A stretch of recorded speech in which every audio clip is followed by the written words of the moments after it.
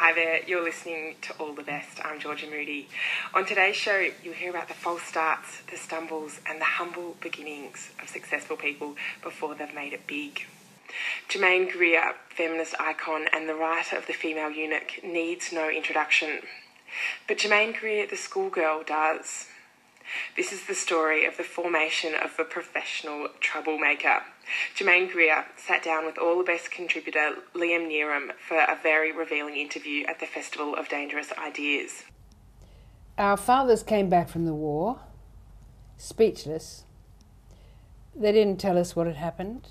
They didn't tell us what had happened to them.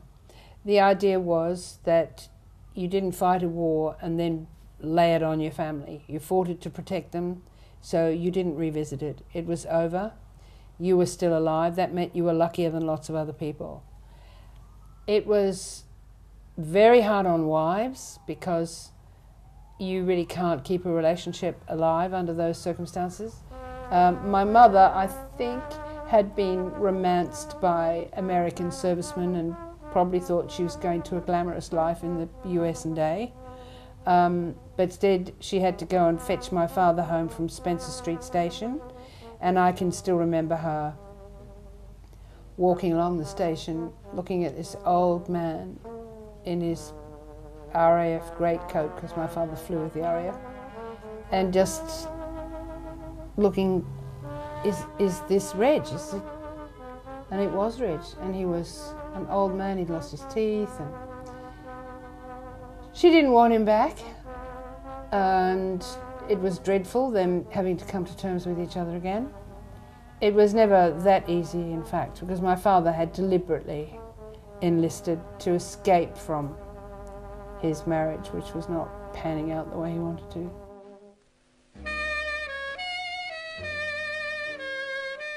I really was not close to my father because he didn't talk to me.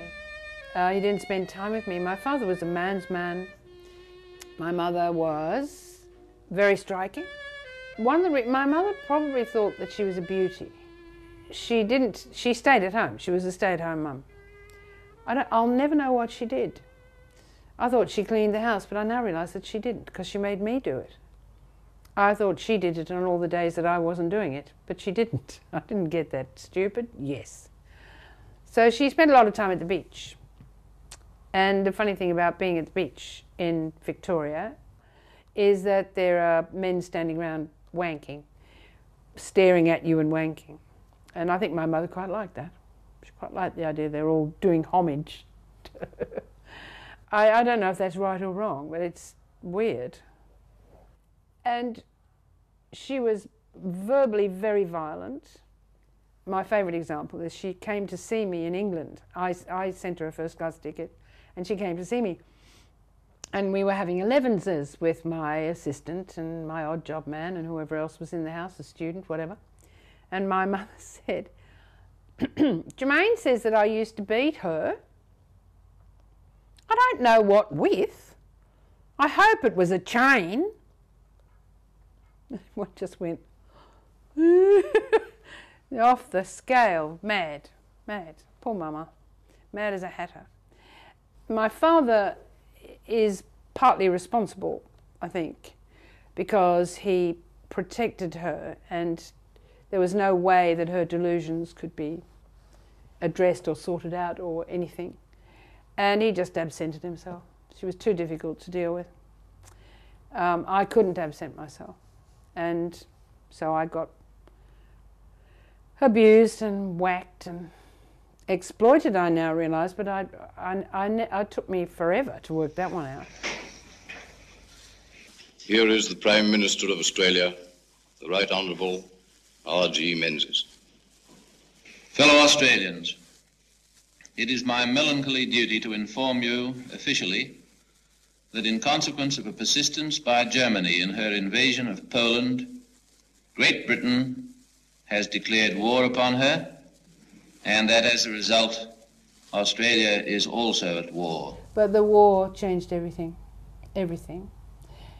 Nobody was left unaffected by the war, no child. I mean, all the time when I was a little girl, I thought the war was just around the corner, that it would bubble up and I would see it coming at me.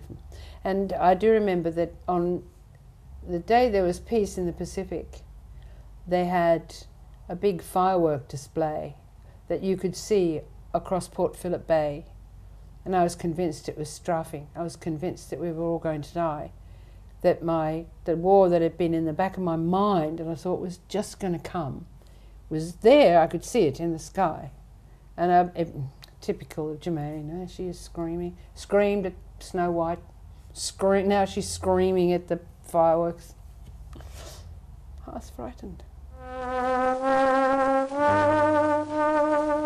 The 50s were dreadful. Everyone knows that. It's rebel without a cause. It's never confronting any issue, never admitting racism, sexism. Don't even think about it. It's not even dreamt of.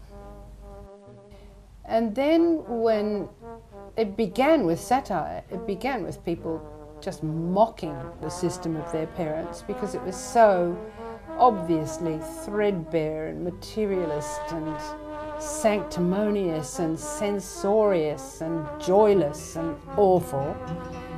And one of the things that began the reaction in Australia was that we refused to march or go to the march on Anzac Day. I got into trouble because I wouldn't even stand for the 2-minute silence. I said to the students, it's 11:11 on the 11th, it's 2-minute silence. That you can stand if you want to. They stood and I sat. So that got reported to the head. And it was also us saying that the war was inexcusably vile.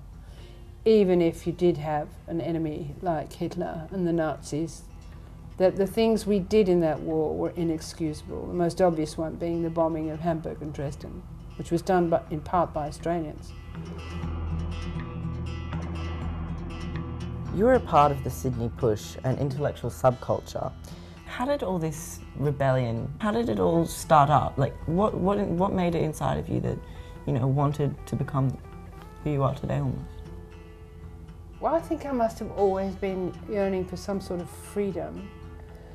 And then when I discovered that there was a group in Sydney that didn't accept ideology, that didn't have a religion, that wanted to be able to acquire any kind of information and to publish it, and that insisted on using taboo words and taboo ideas, that said that you could be involved in a relationship but you couldn't be possessive in that relationship, and if the person you were sharing your life with went to bed with somebody else, there was nothing you could do about it. You certainly couldn't beat them up and you couldn't dump them. You had to just deal with it. You couldn't be aspirational if you were a libertarian. And you couldn't be too intellectual either because that was elitist. They knew nothing about art and could have cared less, nothing about decor or design, or it was all pretty basic and pretty grim. Bedrooms full of bottles of piss that stood there for years because somehow being so crapulent was a sign of their genuineness, their genuine anarchism. But their natural bent was very often quite authoritarian. Libertarians had jobs, but they hated them. They really wanted to live by gambling because it meant that you didn't owe anything to the status quo. You were living off your wits, really. And I tried to do that, but it was so boring studying the racing form, and it was hard work. And I was trained as a punter for a whole year, and I could have a bank of £10 for every race day, which meant £2 bets on 5 races. And I could only pick one horse. I couldn't double up or hedge my bets or anything like that. And after doing this for a whole year and reading the form and trying to figure out which bloody horse was going to win what, I broke even. And I said, that's the worst year's work I've ever done. I've worked like a dog and I didn't lose anything. Great, I won't be doing that anymore. Boring, don't do. But the discipline came from being obliged to defend your corner. And so those of us who were socialist rather than anarchist, or had a tendency that way, could expect to be pretty roughly dealt with, because we were self-deceiving and optimistic when there was really no objective ground for the optimism, and so on. So I reckon it was pretty good training for someone who wants to think independently.